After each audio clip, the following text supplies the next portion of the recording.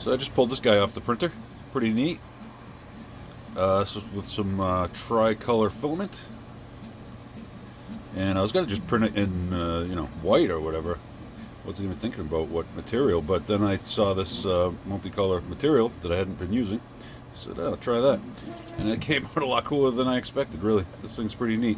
This model is available for download from Cults 3D, link in the description. I also recorded this printing live on the live portion of my channel. So if you want to see it print, you can check that out, and I put some royalty-free music over there too on that video. And but anyway, this is pretty neat. This is I actually printed this, I think 150% maybe.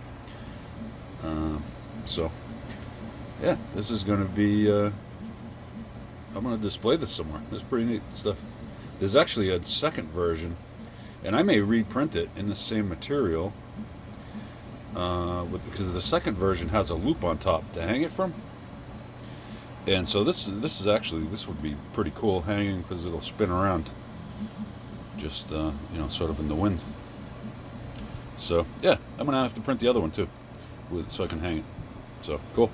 Stay tuned. Like, subscribe, all that good stuff, all that YouTubey stuff. You can do it.